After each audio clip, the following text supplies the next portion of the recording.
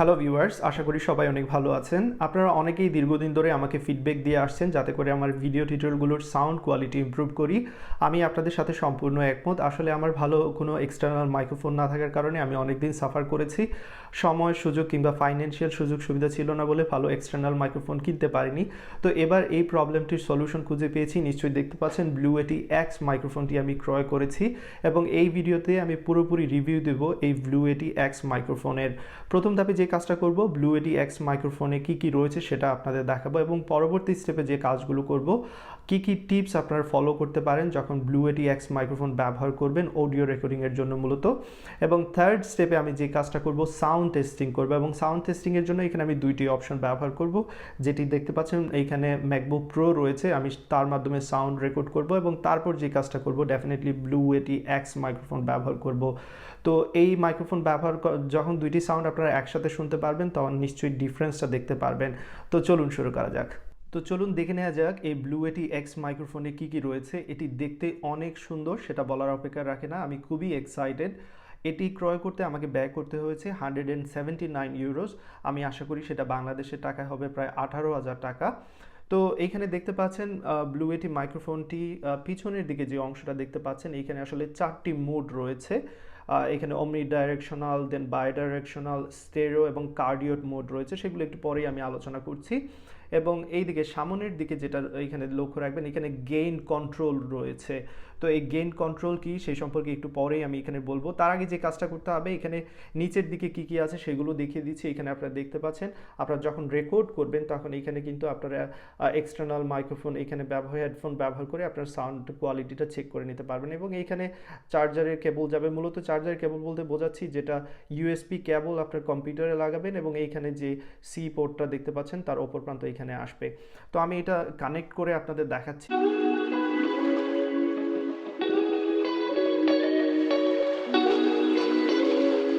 তো দেখতে পাচ্ছেন আমি কানেক্ট করে নিয়েছি এইখানে ইউএসবি কেবলটি কম্পিউটারের সাথে এবং এবার এখানে লাইট দেখতে পাচ্ছেন। তো এই লাইটগুলো আসলে গেইন বোঝাচ্ছে এখানে। আমি গেইন এইখানে কমিয়ে দিতে পারি। গেইন কেন প্রয়োজন সেটা একটু পরেই বলছি। এবং এবার যদি পিছনের দিকে খেয়াল করি, ডেফিনেটলি এইখানেও আপনারা 4টি লাইট দেখতে পারবেন। এইখানে 4টি মোড রয়েছে যেমনটা বলেছি। এইখানে যদি আমি এগুলো এইখানে বাটনে ক্লিক করি তাহলে মোডগুলো চেঞ্জ হচ্ছে দেখতে পাচ্ছেন। একটি হচ্ছে বাই ডাইরেকশনাল, ডেফিনেটলি আমি বুঝতে পারছি যে এটা সামনে এবং পিছন থেকে মূলত সাউন্ড রেকর্ড করবে। সো যদি সামনে পিছনে ইন্টারভিউয়ের মতো হয় তাহলে বাই ডাইরেকশনাল মোড ইউজ করা উচিত। এবং এখানে অমনি ডাইরেকশনাল, যদি একের অধিক লোক, দুইয়ের অধিক লোক যদি কথা বলেন, মানে সব দিক থেকে আপনি সাউন্ড রেকর্ড করতে যাচ্ছেন, সেক্ষেত্রে অমনি ডাইরেকশনাল ইউজ করতে পারেন। এবং একজন যদি কথা বলেন সামনের দিক থেকে, সেক্ষেত্রে ডেফিনেটলি এটা বেস্ট অপশন কার্ডিওড, যেটা আমি সবসময় ইউজ করবো মূলত। এবং যেটা বলেছিলাম স্টেরিও মোড, যেটা আসলে হয়তো বা লেফট রাইট এবং সামনের দিক থেকে সাউন্ড পিক আপ করে, পিছনের দিক থেকে করে না। তো আমি আসলে এত সাউন্ড বিশেষজ্ঞ না, সো এখানে ঠিকমতো বলতে পারবো না, বাট এটলিস্ট যেটা বলবো যে কার্ডিওড মোডে কাজ করার জন্য। তো এইবার আসি যে টিপসগুলোর কথা বলবো আপনাদের, যখন আপনার মূলত সাউন্ড রেকর্ড করবেন সেই টিপসগুলো ফলো করবেন। প্রথমে হচ্ছে কার্ডিওড মোডে করবেন যদি আপনি রেকর্ড করেন একা। সো আর রেকর্ড করার সময় যেটা খেয়াল রাখতে হবে যে এই ব্লু এটি আসলে এটা সামনের দিকে আছে আপনার দিকে, সো পিছনের দিকে ডেফিনেটলি আপনি রেকর্ড করছেন না, সো এটা ফলো করবেন। এবং কখনোই আসলে টপ থেকে আপনার রেকর্ড করার প্রয়োজন নেই, আপনি এরকম পাশাপাশি অবশ্যই কথা বলবেন, কারণ মূলত সাউন্ডটা পিক আপ হয় এই দিকে, উপরের দিকে নয়, সেটা লক্ষ্য রাখবেন। এবং রেকর্ড করার সময় থার্ড যে টিপসটা মনে রাখবেন ডেফিনেটলি, সেটা হচ্ছে gain as much as possible কম রাখার চেষ্টা করবেন।